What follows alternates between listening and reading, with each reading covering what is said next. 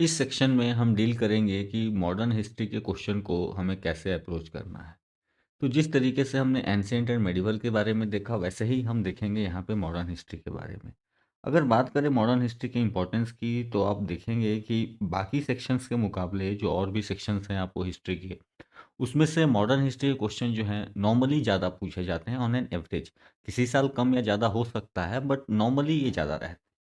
अब रहे कि यहाँ पे टाइप्स ऑफ क्वेश्चंस क्या हो सकते हैं, तो मैं आपको टाइप्स दिखाने का प्रयास करूँगा। इसमें जो पहला टाइप है that is the foreign personalities based. जैसे उसने पूछ लिया कि रैयतवाड़ी सेटलमेंट इंट्रोड्यूस करने वाला इंडिया में कौन था? Who was associated with lord Cornwallis, Alexander Reid या थॉमस मुनरो? तो इस तरीके से फॉरेन पर्सनैलिटी जो है वो इम्पोर्टेंट हो जाती हैं। यहाँ से स्पेसिफिक वो कमीशन से पूछ लेगा बहुत सारे एक्ट्स को किसने इंट्रोड्यूस कराया, कौन गवर्नर जनरल रहा, कौन वायसराय रहा, इस तरीके से क्वेश्चंस जो हैं यहाँ से आपको बनते हैं। इसके आगे अगर बात करें तो इंडियन पर्सनालिटीज़ पे भी क्वेश्चंस आपको आराम से बनते हैं और बहुत सारे बनते हैं, ठीक है? तो जैसे दादा भाई नौरोजी के बारे में यहाँ पे क्वेश्चन पूछ लिया गया कि दादा भाई नौरोजी का कंट्रीब्यूशन जो है वो क्या-क्या रहा? या इसके अलावा इसने नाम पूछ लिया आपको शहनवाज खान, प्रेम कुमार सहगल एंड गुरबख्श सिंह ढिल्लों कि ये लोग कौन थे या किस चीज़ से जुड़े हुए थे? तो आप देख सकते हैं कि नेम बेस्ड भी आपको इवेंट्स भी अपने को याद रखने हैं। साथ ही साथ आप अगर आगे देखेंगे तो यहाँ पे जो और एक बड़ा सेक्शन बनता है that are acts, charters and committees. तो ये अपने आप को काफ़ी ज़रूरत है, हमें इसको इसको ज़रूर करना होगा कि आप देखिए कि इंडियन कॉन्स्टिट्यूशन में जो डिस्ट्रीब्यूशन ऑफ पावर है ये कौन से स्कीम पे बेस्ड है या कौन से एक्ट्स पे बेस्ड है। और यहाँ पे जो है आप देखिए कि 4 एक्ट्स आपको ऑप्शन दे दिए गए। साथ ही साथ यहाँ पे बटलर कमीशन या बटलर कमिटी के बारे में उसने पूछ लिया कि भाई बटलर कमिटी का रोल आपको क्या हुआ करता था या इसका ऑब्जेक्टिव क्या हुआ करता था इन द जो आपको 1927 में ये बनी थी। तो नॉर्मली हम साइमन कमीशन के बारे में पढ़ते हैं बट बटलर कमिटी नॉर्मली हमारे ध्यान से एवरेज एवरेज के तौर पे अगर आप देखें एवरेज स्टूडेंट्स को नहीं पता होता। इसके अलावा आपको लोकल मूवमेंट से रिलेटेड चीज़ें आपको पूछ ली जाती हैं, जैसे कि उलगुलान पूछ लिया गया कि भाई ये उलगुलान जो टर्म है ये किस चीज़ से रिलेटेड है। तो आप देखो तो आप इसको कीवर्ड्स बेस्ड भी कह सकते हो बट ये कहीं ना कहीं इसको लोकल मूवमेंट में मैं डिवाइड करूंगा, क्योंकि ये आगे हम इसको देखेंगे कि अपनी स्ट्रेटेजी में ये कहाँ पे सेट होता है।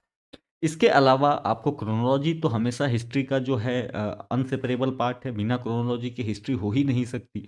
और क्रोनोलॉजी अगर आप देखें तो यहाँ पे क्रोनोलॉजी आपके लिए इंपॉर्टेंट है। जैसे यहाँ से आप देखिए कि भाई with reference to Indian freedom struggle इनमें से कौन से इवेंट जो हैं वो पहले हुए, कौन से बाद में हुए। तो उसने म्यूटिनी इन रॉयल इंडियन नेवी पूछ लिया, quit India movement and second round table conference.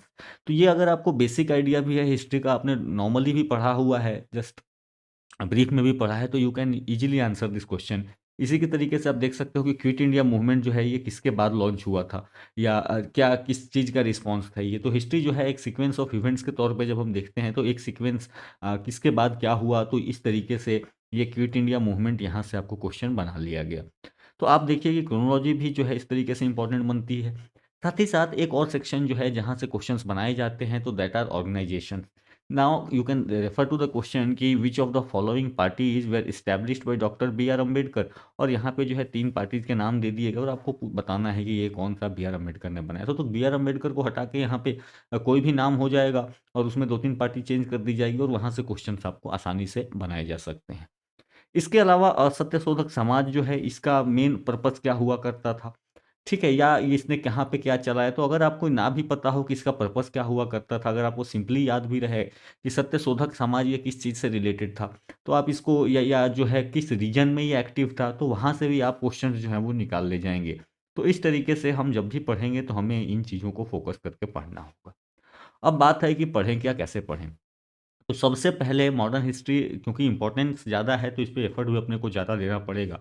तो हमें कहीं न कहीं यहाँ पे आपको 5-6 लिस्ट जो है वो आपको कंपल्सरीली बनाने पड़ेंगे। जैसे एक जो लिस्ट है, जो पहला लिस्ट है that is the chronology of arrival of European and their basis. तो अराइवल ऑफ यूरोपियन में कौन पहले आया, कौन बाद में आया, तो पोर्तुगीज़, डच, इंग्लिश और डेनिश एंड फ्रेंच में से कौन पहले आया, कौन बाद में, ये अपने को पता होना चाहिए। उसके बाद आए तो पहला बेस उन्होंने कहाँ बनाया, ना केवल पहला बेस बल्कि बाकी बेसेस भी उनके कहाँ-कहाँ पे रहे हैं, ये अपने आप को काफ़ी इम्पोर्टेंट है। और ये हम इसको अगर आप देखोगे ऑनलाइन सर्च करोगे तो आपको एक मैप ही मिल जाएगा और मैप के बेसिस पे यू विल फाइंड कि भाई इनके बेसिस किसके बेस कहाँ पे रहे हैं। तो ये हमें ज़रूर याद होना चाहिए। इसके अलावा जो नेक्स्ट है that is the governor generals and viceroy. ये आपको पूरी की पूरी लिस्ट और सबकी नहीं तो कम से कम 3 की ज़रूर बनाएँ। आप पोर्तुगीज़ की बना लें तो पोर्तुगीज़ में 2-3 मेन हैं, ठीक है? जैसे फ्रांसिस डी अल्मीडा, आपको जो है अल्बुकर्क हो गया, निनो डी कुन्हा जैसे जो लोग थे, तो ये आपको इम्पोर्टेंट हो जाते हैं। इसी तरीके से फ्रेंच में 1-2 मिल जाएँगे आपको। ठीक है, और फाइनली ब्रिटिशर्स का आप पूरे का पूरा ही बना लें तो आपके लिए बेहतर होगा। ना भी बनाएँ तो कम से कम मेजर वाले बना लें। इसमें आप मेंशन कर लें कि भाई ये कब आए, ठीक है? इनका जो टाइम पीरियड रहा इंडिया में क्या रहा, और अगर कुछ मेजर कंट्रीब्यूशन इनका रहा है तो major contribution just in form of points, क्योंकि फिर आपको बुक हो जाएगी अदरवाइज़। ठीक है, तो just in forms of point ताकि आपको याद रखने में आसानी हो, तो ये लिस्ट रहेगी, तो यहाँ से हम बहुत सारे क्वेश्चंस जो है वो निकाल के ले जा सकते हैं। इसके अलावा क्रोनोलॉजी ऑफ ब्रिटिश कॉन्क्वेस्ट, तो ब्रिटिश कॉन्क्वेस्ट जो अब आप डिवाइड करोगे तो इतने इन्होंने बहुत सारे वॉर्स लड़े आने के बाद। तो इंडिया में मान लो कि पहले पहले तो एंग्लो फ्रेंच वॉर ही या कर्नाटिक वॉर्स, 3-3 कर्नाटिक वॉर्स लड़ी, फिर जो है आपको बंगाल में लड़ाई लड़ी, पलासी लड़ी, बक्सर लड़ी, और फिर जो है आपको 4-4 एंग्लो मैसूर वॉर्स लड़ी, और इसके अलावा 3-3 मराठा वॉर्स लड़ी, फिर जो है आपको Anglo Nepal war, Anglo Bhutan war, ठीक है, Anglo Burmese war, Anglo Afghanistan war, Sikh war, Sindh war. तो इस तरीके से ब्रिटिश देखोगे तो बहुत सारे वॉर्स ये लड़ते हैं आने के बाद, तो उसका एक सीक्वेंस अगर आपको याद रहेगा कम से कम, तो टाइमिंग के हिसाब से ही, डेट के हिसाब से आप सीक्वेंस बना लोगे ईयर के हिसाब से। और ये मैप, ये लिस्ट और ये लिस्ट अगर आप मिला दोगे तो बहुत सारे क्वेश्चंस जो हैं दोनों के हेल्प से आपके क्वेश्चंस यहाँ से निकल जाएंगे। इसके बाद list of organisation and associated personality, जैसा कि हमने देखा यहाँ से क्वेश्चन आए भी हैं। तो ऑर्गेनाइजेशन आपको दोनों टाइप के ऑर्गेनाइजेशन, एक तो पॉलिटिकल ऑर्गेनाइजेशंस भी, साथ ही साथ जो आपको सोशल ऑर्गेनाइजेशंस बने हैं वो अपने को याद रखना है। नॉट ओनली दैट, आपको रेवोल्यूशनरी ऑर्गेनाइजेशंस भी अगर कुछ बने हैं, जैसे हिंदुस्तान रिपब्लिक एसोसिएशन जैसे जो ऑर्गेनाइजेशन बनी थी, और उनके साथ कौन सी पर्सनालिटीज एसोसिएटेड रही हैं, वो लिस्ट अपने को यहाँ पे बना लेना है। इसके बाद जो है list of newspapers, books and authors, तो ये भी आप एक लिस्ट इसकी बनाइए कि कौन सा बुक जो है, कौन सा न्यूज़पेपर कौन लिखा करते थे और किस टाइम में लिखा करते थे। अगर ये आपके पास इंफॉर्मेशन रहेगा तो ज़्यादा हेल्प आपको हो जाएगा। ठीक है, जैसे अब मान लो सिंपली क्वेश्चन आ जाएगा कि भाई भरत श्रमजीवी नाम की जो न्यूज़पेपर आया करती थी, इसको कौन लिखता था। ठीक है, तो इस तरीके का आपके पास एक डेटा रहेगा एक पेज में, ये भी सारा काम जो है 20-40 नाम से ज़्यादा नहीं आएंगे यहाँ पे। इसके अलावा इंपॉर्टेंट कांग्रेस सेशन की एक लिस्ट आप जरूर बनाएं। उसमें आप कम से कम ईयर लिखें, ईयर के साथ-साथ आप लिखें कि उसको किसने डिसाइड किया था, और उसमें कुछ अगर आपको अलग एक्स्ट्राऑर्डिनरी चीज़ हुआ, तो वो अपने आप को ध्यान रखना चाहिए। तो कांग्रेस सेशंस में मान लो कि आप इस तरीके से देख लेंगे, सारे नहीं ज़रूरी हैं, बट कम से कम कि भाई पहला सेशन कौन-सा था, या फिर जो 1905 या 1906 में आपको कहाँ पे जो बंगाल सेशन हुआ, या आपको अ, बनारस का सेशन हुआ, वो उसका उसका चेयरमैन कौन हुआ करता था, या पहली बार कब जो है वीमेन चेयरमैन बने वहाँ पे, या प्रेसिडेंट बने। इसके अलावा फॉरेनर्स कब कब बने, तो इस तरीके के, या कोई स्पेसिफिक एक्ट जो है, अब जैसे गांधी जी ने प्रिसाइड किया था एक प्रेसिडेंट सेशन को, तो कब कब किया। तो इस तरीके से एक लिस्ट आपको वहाँ से मिल जाएगी, और कुल मिला के ये 7-8 6-7 लिस्ट जो हैं ये आपको कर लेने हैं। इसको तो एकदम रट्टा मार जाने का है, ये प्योर रट्टाफिकेशन वाला जो चीज़ है वो है। आगे बढ़ते हैं, इसके बाद जो है आपको फोकस करना है on the economic policies of British. तो ब्रिटिश की पॉलिसीज को अगर आप फॉलो करना चाहते हैं, तो अगर उनकी इकोनॉमिक पॉलिसीज को आप समझते हैं, तो बाकी पॉलिसीज को फॉलो करना बहुत आसान है। कभी अगर सब्जेक्टिव टाइप ऑफ क्वेश्चंस आ गए तो वहाँ से हम उसको सॉल्व करना आसान होता है। जैसे अगर आप इसको 3 पार्ट में जो डिवाइड किया जाता है, तो फेज ऑफ मर्केंटिलिज्म, यानी कि वो आपको बैटल ऑफ पलासी के बाद से आपको 1813 तक जो उन्होंने पॉलिसी फॉलो की, वो उसका एक ही मकसद था कि भाई अपने को ट्रेड करना है, और उसके अलोंग ही उन्होंने सारी चीज़ें जो है वो डेवलप कराई हैं। इसके अलावा जो सेकंड फेज है, दैट इज़ द आपको 1813 से लेके 1858 तक जो आपको सेकंड फेज रहा है, आपको फेज ऑफ फ्री ट्रेड। तो यहाँ पे policies, India as a market को यूज करने के लिए, तो पॉलिसीज उन्होंने इस तरीके से डिवाइड आपको जो है बनाई है। एंड फाइनली 1858 से 1947 तक जो उन्होंने बनाया है, वो अपने फाइनेंस इंपेरिज्म को बढ़ावा दिया उन्होंने। तो इस तरीके से आप इकोनॉमिक पॉलिसीज को देख लें, तो उसके ऑब्जेक्टिव जो है आपको क्लियर हो जाएंगे। अगर तो ऑब्जेक्टिव क्लियर रहेंगे, तो यहाँ से आपको वो क्या, किस डायरेक्शन में उनके एक्ट्स जाएंगे, ये यहाँ से आपको सब्जेक्टिव क्वेश्चन को करने में बहुत हेल्प बन जाएगा। यहाँ पे subjective in the terms of कि आपको एमसीक्यू में भी जो बहुत सारे क्वेश्चंस आते हैं जहाँ इंटरप्रिटेशन की बात आती है, तो इंटरप्रिटेशन करने के लिए आपको यहाँ पे बहुत ही सहायता मिलेगी। इसके बाद जो मेजर सेक्शन है, that is over charters and acts, और चार्टर्स एंड एक्ट्स में कम से कम ये सारे एक्ट जितने हमने लिखे हैं ये तो आप जरूर कर लो। 1773, 1784 का पिट्स इंडिया एक्ट, 1813, 33, 58, 61, 91, 1909, 1935, इसमें दो तीन चीज़ें ध्यान रखना। इसमें सब में जो है स्पेसिफिक फीचर्स, आप दो तीन चार जो इनके स्पेसिफिक फीचर्स रहे हैं वो ऐड करते जाओ। जैसे मान लो कि भाई अब 1784 में क्या चेंजेज हुए, तो 1784 में आपको board of control court of directors बनी तो उसको मेंशन कर लो। इसी तरीके से 1813 में क्या हुआ, तो ट्रेड रिलेशंस में क्या डिफरेंस आया था, किसको अपॉर्चुनिटीज दी गई थी, वो अपने को क्लियर कर लेना है। ठीक है, 1833 में मान लो कि वायसराय या गवर्नर को जो है इंडिया का गवर्नर जनरल बना दिया गया। 61 में मान लो पोर्टफोलियो सिस्टम इंट्रोड्यूस कर दिया गया, और 1909 में जो है सेपरेट इलेक्टोरेट्स इंक्लूड कर दिए गए। तो इसी तरीके से जिसमें जो है वैसे 3 4 5 पॉइंट्स के फॉर्म में एक चार्ट जो है आपको इसका भी बना लेने का है। चार्ट ही बना के रखो, वो ज़्यादा आपके लिए आसान रहेगा। इसके बाद अगर बात करें तो important policies and keywords again यहाँ से भी इंपॉर्टेंट रहेंगे। और पॉलिसीज एंड कीवर्ड्स बहुत सारे हो सकते हैं, बट पॉलिसीज के टर्म्स में आप जनरली जो है मेजर किस एरिया में आपको पॉलिसीज देखने हैं, तो ध्यान रखें रेवेन्यू रिलेटेड पॉलिसीज को जरूर देखें, क्योंकि इकोनॉमिक पॉलिसीज यहीं से मैटर करेगी। और रेवेन्यू में भी जनरली लैंड रिफॉर्म्स वाला जो सिस्टम है वो अपने को कवर कर लेना है। तो लैंड रिफॉर्म्स जब आप देखोगे, या सॉरी लैंड रेवेन्यू वाला, तो मान लो कि इजारेदारी सिस्टम क्या थी, आपको जमींदारी सिस्टम क्या थी, आपको रैयतवारी और महलवारी सिस्टम जैसी सिस्टम्स क्या थी, तो ये सारी चीज़ें उसमें उसके क्या फीचर्स रहे हैं, इसमें ये कहाँ पे इंट्रोड्यूस हुए हैं, ठीक है, रीजन क्या रहा है इनका, और इनको एसोसिएटेड पर्सनालिटी जो है वो अपने को यहाँ से कर लेने का है।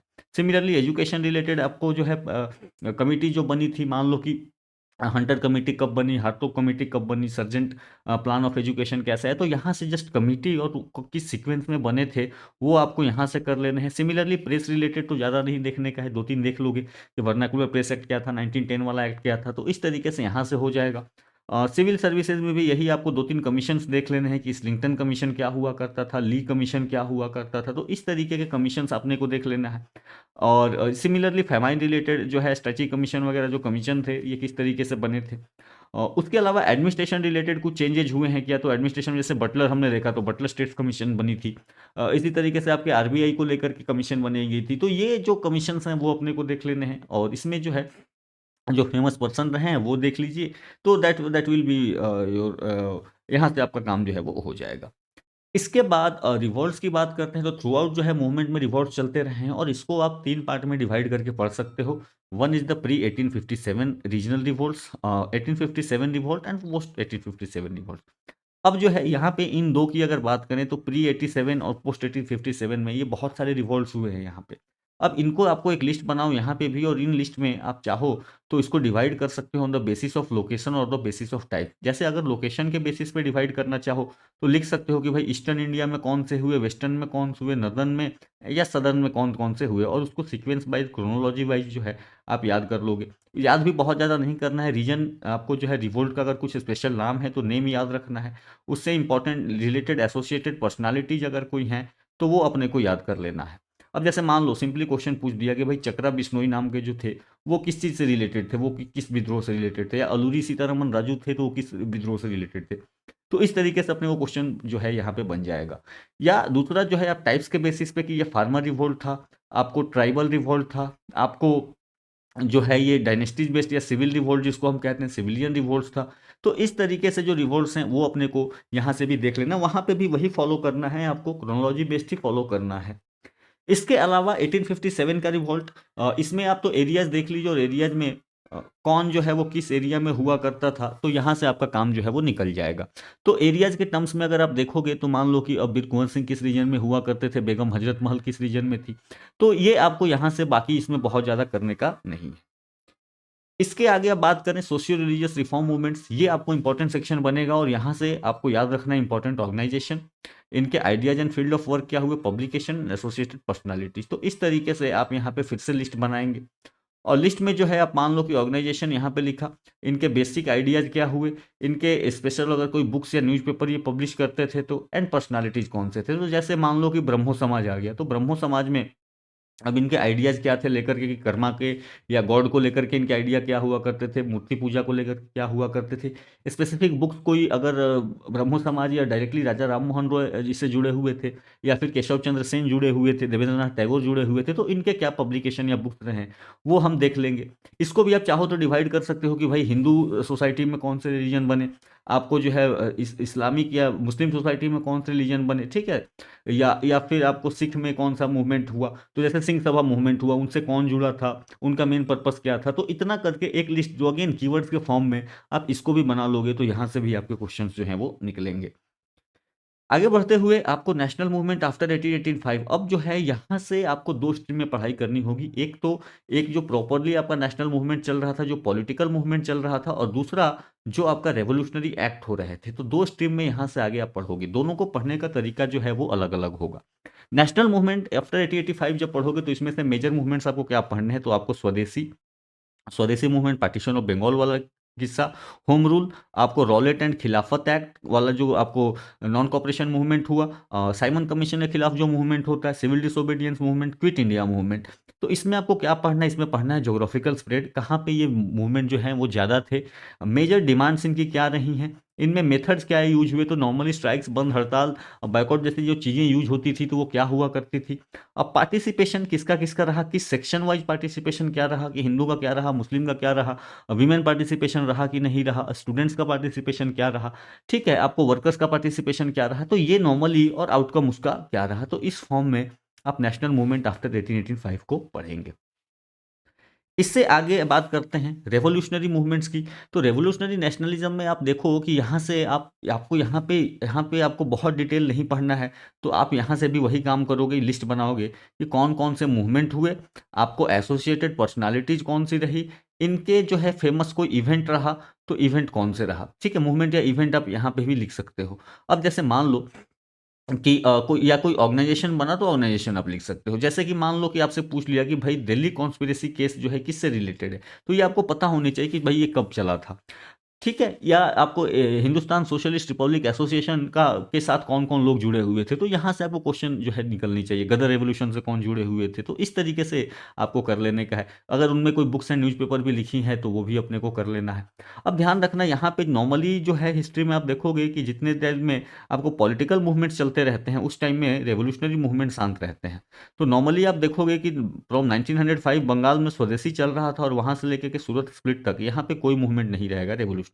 बट उसके बाद आपको शुरू हो जाता है रेवोल्यूशनरी मूवमेंट, और फिर ये है it will go on until until home rule league. जब तक होम रूल लीग मूवमेंट चल रहा स्टार्ट नहीं होगा उस पीरियड तक वो गदर रेवोल्यूशन वगैरह जो है पैरेलली भी चलता है थोड़ी देर के लिए।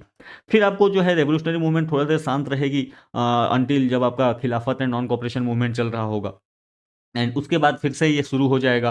आफ्टर दैट जो दूसरा फेज है, तो 2 फेजेज है generally, you can do that. तो इसमें जो मेजर मेजर इवेंट्स हैं वो अपने को देख लेना है, जो कीवर्ड्स हैं, जैसे कि मानिकतला कॉन्स्पिरेसी केस है तो ये किससे रिलेटेड है, ठीक है। या जो आपको फ्लैग कमिश्नर रैंड की हत्या हुई थी तो वो किसने हुई करी थी, कब करी थी। तो ये मान लो 1897 की पहली घटना वही थी, तो इसीलिए मैंने वो डेट ही दिया। वहीं से माना जाता है कि रेवोल्यूशनरी नेशनलिज्म स्टार्ट हुआ था। इसके बाद लास्ट में आपको इसमें आज़ाद हिंद फौज और यानी इंडियन नेशनल आर्मी और उसके ट्रायल्स जो बाद में हुए थे, जिससे आपको जो पहला क्वेश्चन था कि शहनवाज जो है शहनवाज खान, प्रेम सिंह सहगल और जो गुरबख्श सिंह ढिल्लोन थे तो वो किससे जुड़े हुए थे। तो यहाँ से आपको ये क्वेश्चंस जो हैं आपको निकल जाएंगे। और फाइनली लास्ट में यहाँ से पोस्ट 1835 नहीं, पोस्ट 1935 जो इवेंट्स का वो आप बहुत डिटेल में पढ़ें, क्योंकि यहाँ पे बहुत ही सब्जेक्टिव है, बहुत सारी इवेंट्स एक साथ हो रहे थे, जल्दी जल्दी हो रहे थे, ठीक है। तो जैसे वर्ल्ड वॉर टू स्टार्ट हुआ उसके बाद तुरंत रेजिग्नेशन ऑफ कांग्रेस मिनिस्ट्री हुआ और पुनः रेजोल्यूशन हुआ, अगस्त ऑफर आपको दिया जाता है, इंडिविजुअल सत्याग्रह लॉन्च किया जाएगा, क्रिप्स प्रपोजल आएगा। तो इसमें आपको देखते रहना है कि जैसे मान लो कि अगस्त ऑफर में ऑफर क्या क्या किए गए थे। ये थोड़ी सी टेक्निकलिटीज है क्योंकि यही चल के आगे इंडिया का किस तरीके से डिवीजन होगा या कॉन्स्टिट्यूशन बनेगा इससे रिलेटेड था। फिर उसके वजह से आपको गांधी जी ने इंडिविजुअल सत्याग्रह की लॉन्च की। उसके बाद जो फिर से आपको क्रिप्स प्रपोजल के रूप में या क्रिप्स मिशन के रूप में फिर से कुछ प्रपोजल्स दिए जाएंगे। ये भी नहीं होगा तो क्विट इंडिया मूवमेंट होगा। क्विट इंडिया मूवमेंट से भी आपको पढ़ लेने का है उसी तरीके से जैसे बाकी मूवमेंट्स को पढ़ा कि स्प्रेड क्या था, कौन से लोग यहाँ पे जुड़े हुए थे, मेजर आपको पर्सनालिटी जिनसे कौन एसोसिएटेड थे। जैसे यहाँ पे मान लो एक क्वेश्चन पूछ लिया उसने कि भाई उषा मेहता जो है ये कौन हुआ करती थी, ठीक है। या पैरेलल गवर्नमेंट जो है बनी थी कहाँ कहाँ पे बनी थी, तो सतारा में तमलुक जैसे जगहों पर जो पैरेलल गवर्नमेंट्स बनी थी उसके बारे में पूछ लिया। ये फेल होता है। फिर राजगोपालाचारी फॉर्मूला आपको आता है जो कि भाई कैसे मुस्लिम लीग एंड कांग्रेस जो है वोट शेयर करे या आज़ादी की मांग करे, सीट शेयरिंग करे। और फिर देसाई लियाकत पैक्ट वो भी फेल होगा। फाइनली वेवेल जो है Wavell plan and Shimla conference, इसमें क्या क्या ऑफर किए गए, क्यों डिस्प्यूट्स हुए।